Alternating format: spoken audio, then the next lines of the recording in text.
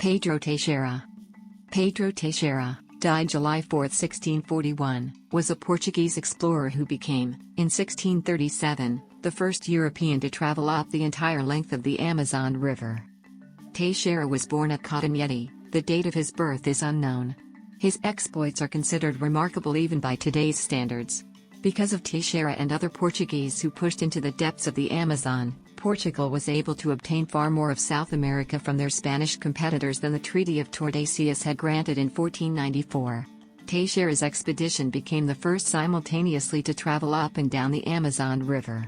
He was called by the Indian natives Curiuacatu, meaning the good and friendly white man. 1637, Amazon Expedition.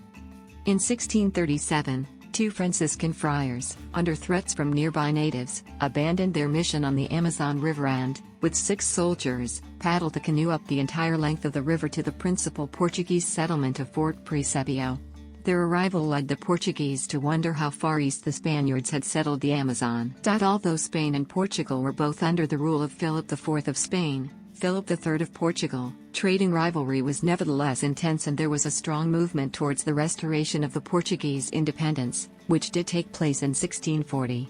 Consequently, the governor of Maranhão, Jacome Raimundo de Noronha, lost no time in commissioning an expedition under the command of Captain Pedro de Teixeira.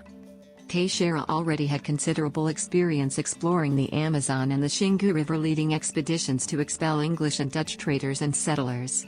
One of the Franciscan friars, Andrés de Toledo, was dispatched to Lisbon to report his expedition to the Portuguese authorities.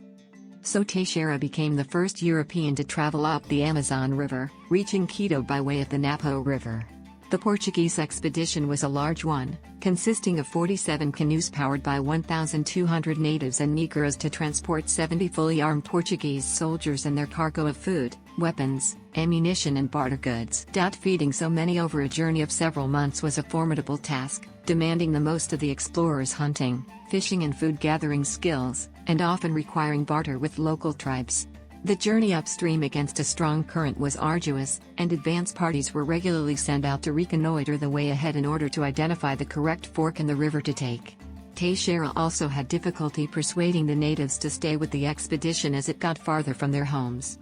During the expedition, Pedro Teixeira explored the mouth of the Rio Negro and discovered the Madeira River, who explored in the downstream part and baptized with this name. The Madeira River and the Mamor and Guapo rivers linked to it would become decisive for the great journey of discovery conducted by Antonio Raposo Tavares Flag from 1648 to 1652. After 8 months, the Portuguese reached the first Spanish settlement on the Rio Guijos. At this stage, Teixeira divided the expedition, sending 8 canoes ahead whilst the remainder were to stay at the settlement for the return journey. The Rio Guijos was eventually abandoned when the current grew too strong, and the rest of the journey was completed on foot. After almost 1 year, in 1638, the expedition reached Quito to a rousing reception. 1638, Return Journey. Although the Spaniards of Peru afforded the Portuguese explorers every hospitality, they were nevertheless concerned to know how far the Portuguese had settled the Amazon. Based on the Treaty of Tordesillas of 1494, and the strength of the expedition of Francisco de Orellana, the Spanish considered the Amazon theirs.